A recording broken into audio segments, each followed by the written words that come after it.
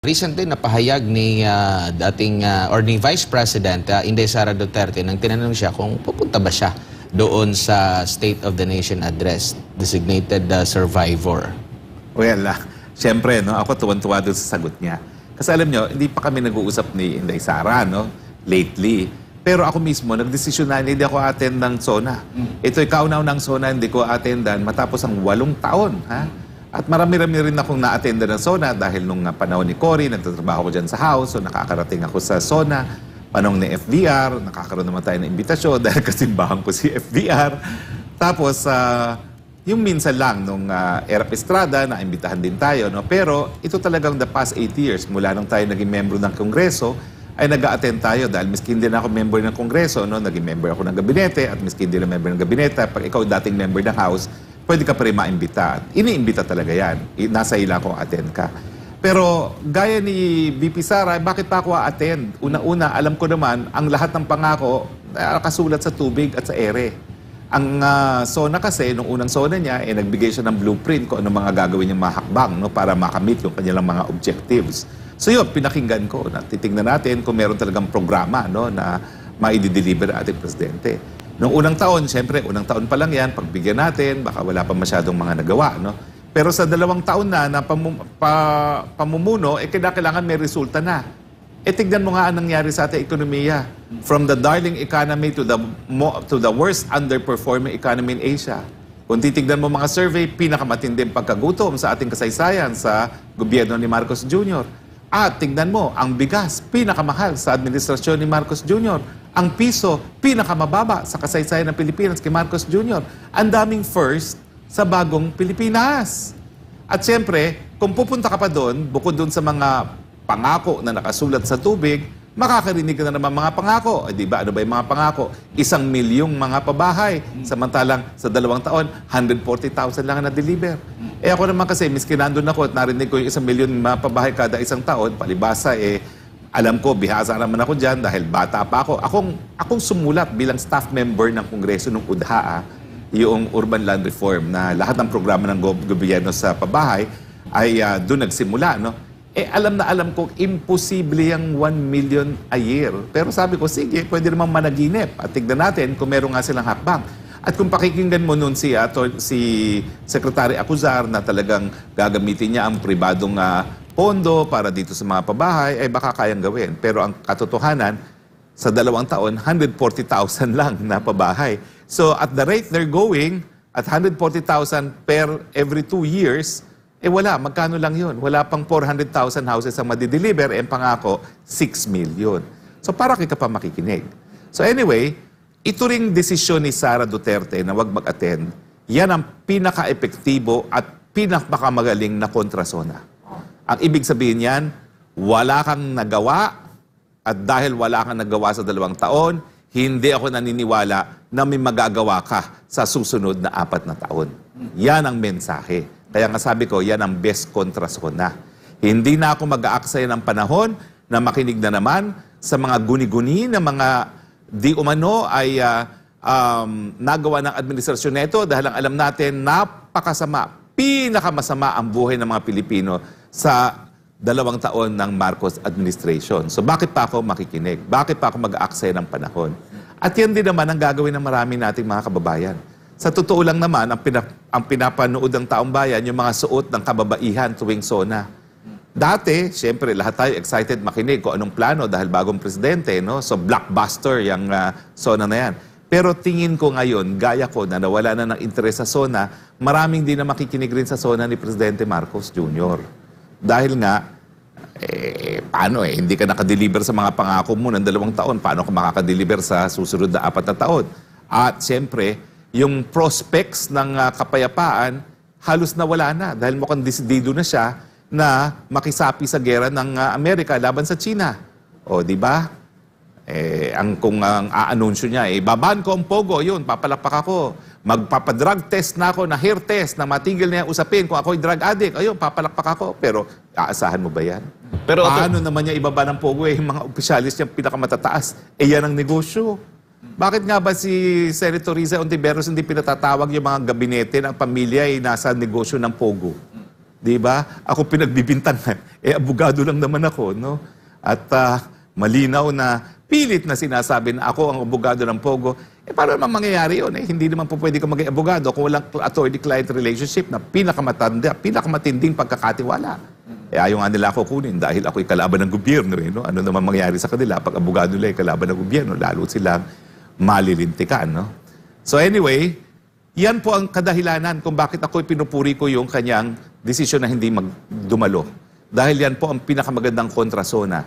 She said it all without saying anything. Ano ba yung awit na, you say it best when you say nothing at all. Sintonado po, pero yan po yung kanta na napakaganda. And yan po yung talagang mensahe na hindi pag-attend ni Inday Sara. Now, yung paggamit niya ng designated survivor, sa akin cute yun.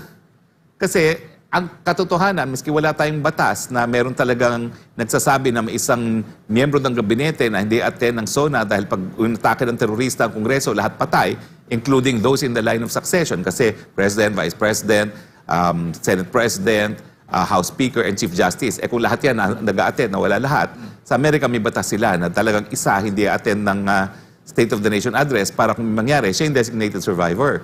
Pero siyempre, kung hindi naman a-attend ang Vice President at meron nangyari, talagang siya naman ang constitutional successor. So wag kayong corny. Yung mga kung ano-anong sinasabi na, naku, napakasama niyang projection na yan, na baka may mangyari sa SONA. Sa Amerika nga, batas yan eh. Dahil, kita mo nangyari ngayon kay President Trump. Asahan mo ba yan? You have to be prepared for anything and everything. Pero sa akin, dahil si Inday Sara naman ang pinakabata sa lahat ng mga naging vice-presidente sa ating kasaysayan, talaga nakikibagay lang siya sa kanyang henerasyon.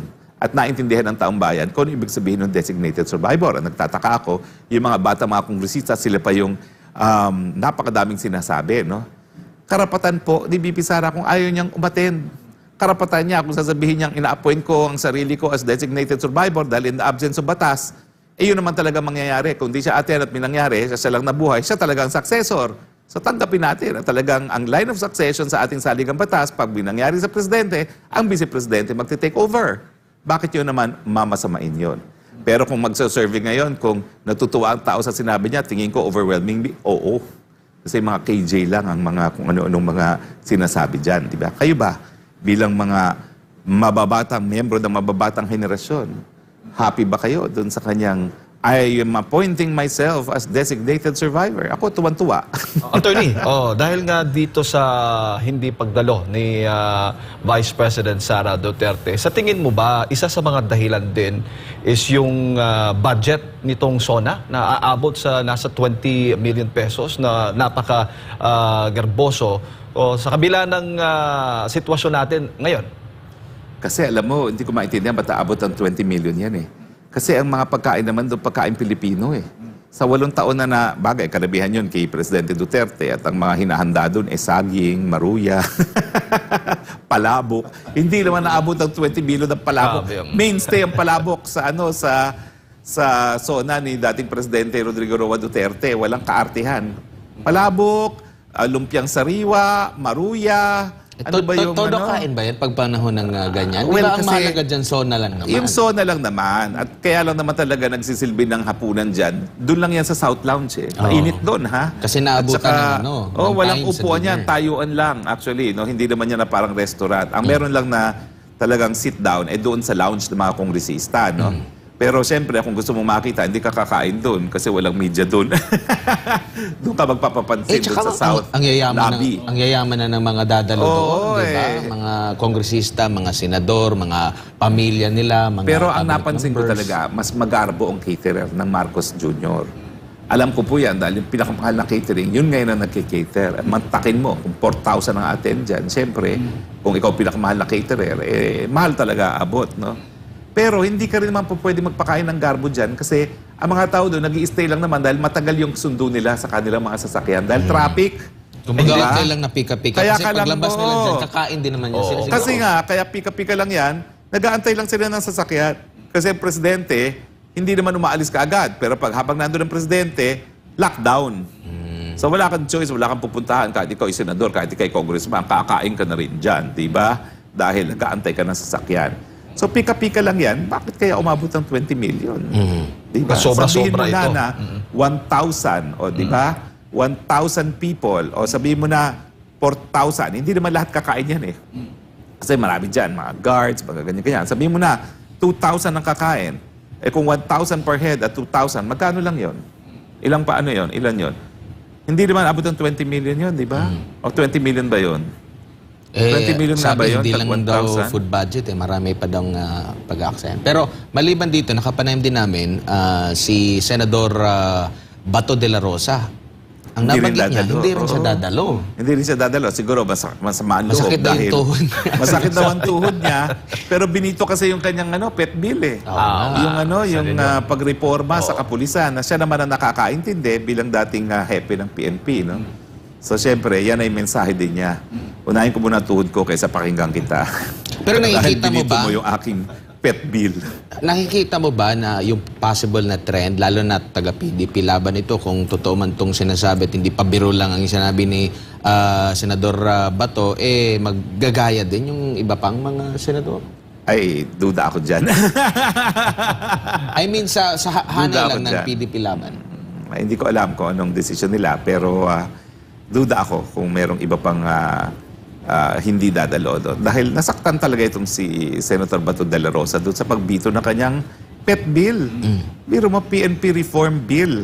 Siya dating taga-PNP, so naintindihan niya kung ano yung mga dapat talagang baguhin. Tsaka ang nabanggit din niya, nung nakapanayam namin siya last Friday, kung di ako nagkakamali, ang sabi niya na itong mga panukalang batas na ito ay bunga ng mga iba't ibang mga suwestyon mula sa hanay mismo ng pambansang pulisya at sa DILG. Katuwang na yung mga kongresista. So nagkaroon sila ng pagsasanib persa. Ito yung nabuo. Kumbaga dumaan talaga sa matinding proseso for the benefit sa mga pulis. Nagkakaroon din sila ng ugnayan sa ehekutibo. Yet, diretso na. Veto agad. Wala nang ibang mga nasasayangan lang siya doon sa pagkakataon, sa ginugol na panahon, sa pera, sa pondo, pinag-isipang mabuti, nagsunog ng kilay para sa pagre-research, yet ito ang naging resulta. Well, kaya nga, naintindihan natin kung bakit tuhod muna bago sona. Attorney, balik